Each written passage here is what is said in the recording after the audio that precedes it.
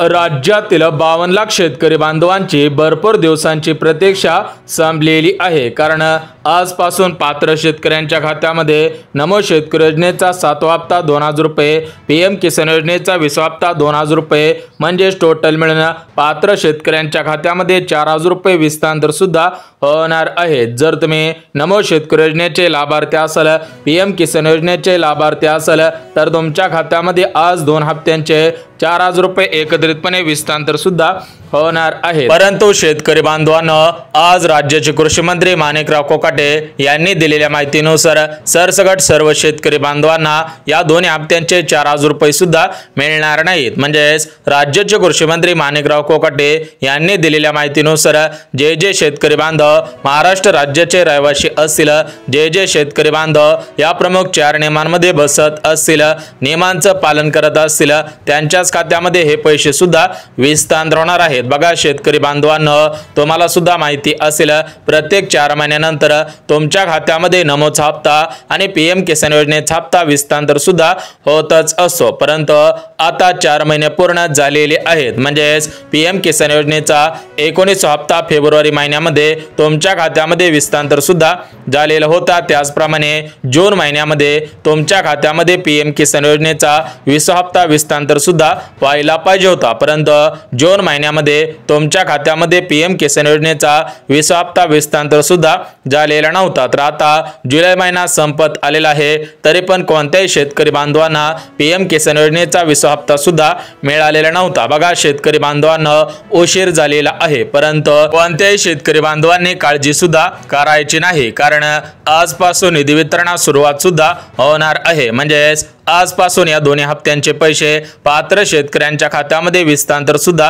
होणार आहे। तर आजसाठी 12 जिल्ह्यांची निवड करण्यात आलेली आहे। उद्यासाठी 12 जिल्हे आणि परवासाठी 12 जिल्हे म्हणजेच 36 जिल्ह्यांमध्ये 3 दिवसांमध्ये हे पैसे विस्तांतर सुद्धा होणार आहे। त्यामुळे शेतकरी बांधवांनो, जर तुमचा जिल्हा आजच्या 12 जिल्ह्यांपैकी असेल तर तुमच्या खात्यामध्ये हे पैसे सुद्धा विस्तांतर होणार आहेत। परंतु ज्या शेतकरी बांधवांनी 3 कामे केलेली असतील त्यांनाच हे पैसे विस्तांतर सुद्धा होणार आहे। तर ती 3 कामे कोणकोणते आहेत ते सुद्धा आपण बघणार आहोत। जर तुम्ही हे 3 कामे केलेली नसतील तर तुम्हाला नमोचा 7वा हप्ता आणि पीएम किसान योजनेचा 20 हप्ता सुद्धा विस्तांतर होणार नाही। त्यामुळे जर तुम्हाला वाटत असेल की आपल्या खात्यामध्ये दोन्ही हप्त्यांचे पैसे यावेत तर तुम्ही महत्त्वाची 3 कामे करायची आहेत। त्यासोबत राज्य सरकारने आणि केंद्र सरकारने या दोन्ही हप्त्यांसाठी काही नियम सुद्धा लागू केलेले आहेत। म्हणजेच या दोन्ही हप्त्यांसाठी नियमावली सुद्धा जाहीर केलेली आहे। जर तुम्ही या नियमांमध्ये बसत असाल,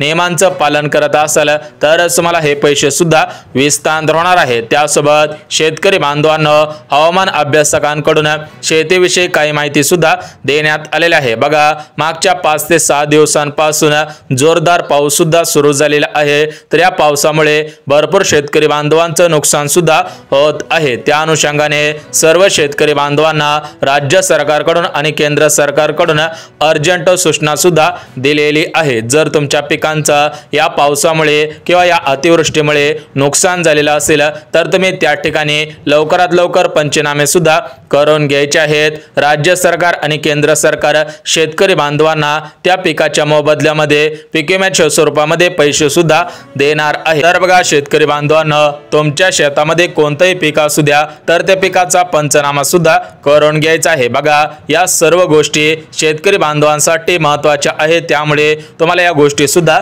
सांगितलेल्या आहेत। आता आपण थेट आपल्या मेन मुद्द्याकडे सुद्धा वळूयात। बघा शेतकरी बांधवांनो, राज्यातील 52 लाख शेतकरी बांधवांच्या खात्यामध्ये आतापर्यंत नमो शेतकरी योजनेच्या माध्यमातून 6 हप्ते जमा सुद्धा झालेले आहेत। तुम्हाला सुद्धा नमोच्या माध्यमातून 6 हप्त्यांचे 12,000 रुपये मिळालेले असतील।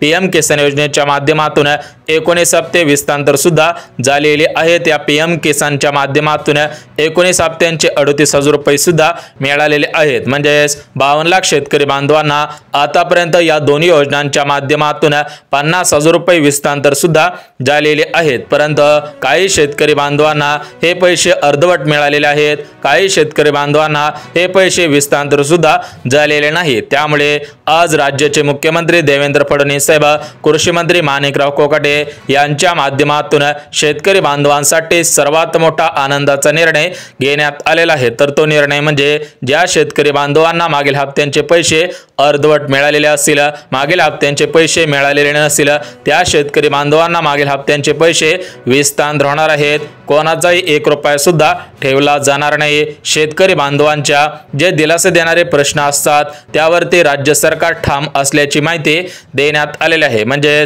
शेतकरी बांधवांना मागील हप्त्यांचे पैसे मिळणार आहेत, परंतु या मागील हप्त्यांच्या पैशांसाठी महत्त्वपूर्ण अशी 3 कामे करणं गरजेचं आहे। आणि ज्या शेतकरी बांधवांना हे पुढचे 2 हप्ते मिळवायचे असतील त्या शेतकरी बांधवांनी सुद्धा 3 कामे करणं गरजेचं आहे। जर तुम्ही ही 3 कामे केली तरच तुमची प्रतीक्षा सुद्धा सामणार आहे। बघा शेतकरी बांधवांनो, नमोचा 7वा हप्ता, पीएमचा 20वा हप्ता कोणकोणत्या जिल्ह्यांमध्ये विस्तार होईल, कोणत्या बँकेमध्ये पैसे जमा होतील, कोणत्या शेतकरी बांधवांना पैसे मिळणार नाहीत, कोणते शेतकरी बांधव या योजनेमधून अपात्र करण्यात आलेले आहे, त्याची संपूर्ण माहिती या व्हिडिओच्या माध्यमातून पाहणार आहोत। त्यामुळे व्हिडिओला सुरुवात करण्यापूर्वी व्हिडिओला लाईक करा आणि चॅनलला अजून सबस्क्राइब केलं नसेल तर लगेच चॅनलला सुद्धा सबस्क्राइब करा। बघा अगदी एका मिनिटामध्ये सांगणार आहे, त्यामुळे जर तुम्ही एखादं महत्त्वाचं काम करत असाल तर ते काम 1 मिनिट बाजूला ठेवा आणि हा व्हिडिओ शेवटपर्यंत पहा। बघा जे शेतकरी बांधव ही माहिती हा व्हिडिओ शेवटपर्यंत पाहतील त्यांचा फायदा होणार आहे।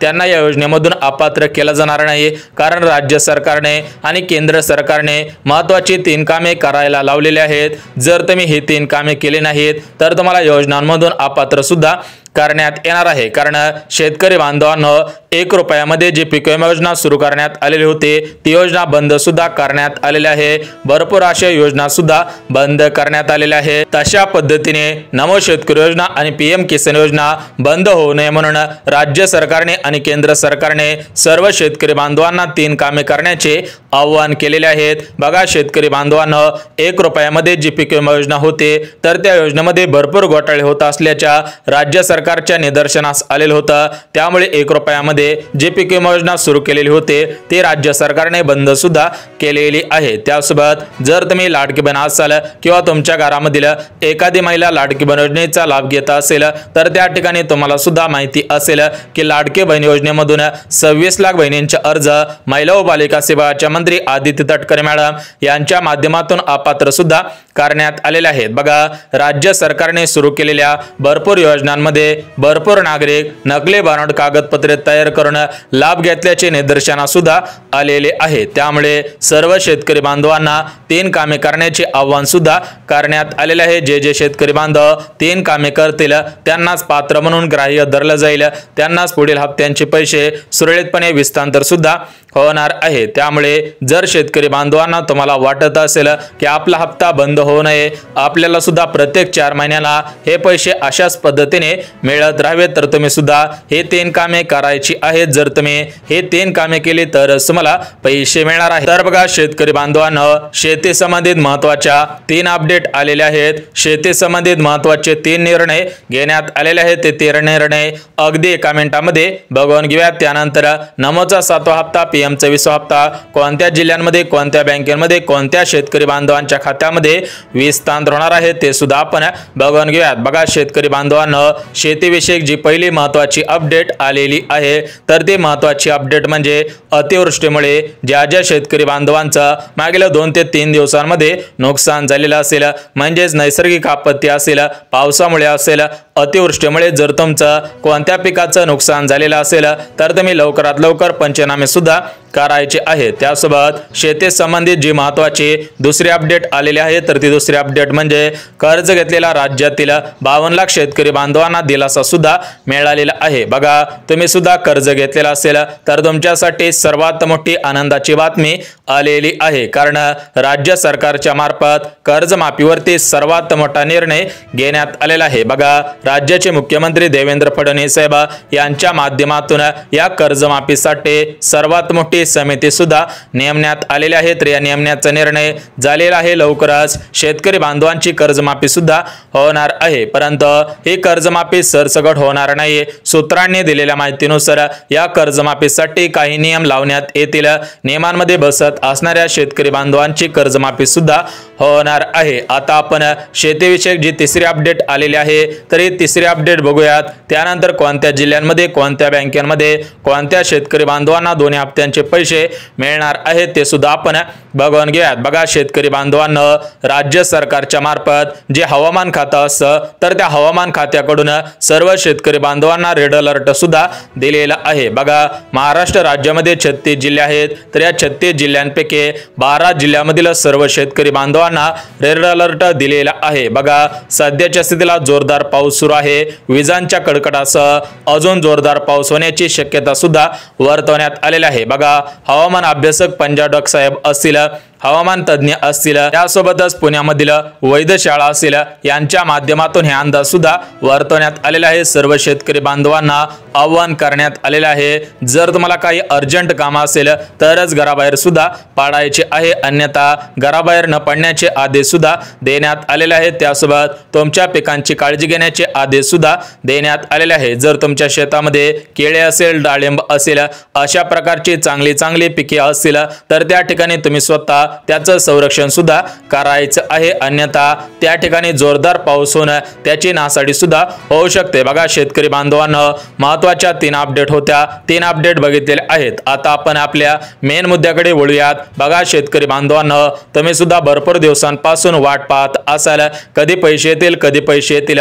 आज तुमची प्रतीक्षा संपलेली आहे। बघा आज महाराष्ट्र राज्यातील 36 जिल्ह्यांपैकी 12 जिल्ह्यांची निवड, 10 बँकांची निवड करण्यात आलेली आहे। आता आपण सर्वात अगोदर 10 बँका सुद्धा बघून घेऊयात। बघा शेतकरी बांधवांना पहिली बँक एसबीआय बँक, दुसरी बँक पोस्ट बँक, तिसरी बँक महाराष्ट्र ग्रामीण बँक, चौथी बँक बँक ऑफ इंडिया, पाचवी बँक बँक ऑफ महाराष्ट्र, सहावी बँक आयसीआयसीआय बँक, सातवी बँक एचडीएफसी बँक, आठवी बँक कोटक महिंद्रा बँक, नववी बँक कॅनरा बँक आणि 10वी बँक म्हणजे इंडस बँक। बघा या 10 बँकांमध्ये पैसे सुद्धा विस्तार होणार आहेत, परंतु शेतकरी बांधवांनी 3 कामे करणं गरजेचं आहे। ती 3 कामे अगदी एका मिनिटामध्ये सांगून टाकतो, त्यानंतर लगेच जिल्ह्यांची यादी सुद्धा वाचून दाखवणार आहे। तर बघा शेतकरी बांधवांना जे शेतकरी बांधव ही 3 कामे करतील त्यांच्याच खात्यामध्ये पैसे सुद्धा विस्तार होणार आहेत। बघा या 3 कामांपैकी पहिलं काम म्हणजे आपलं आधार कार्ड अपडेट करा, आपलं आधार कार्ड बँकेशी लिंक करा,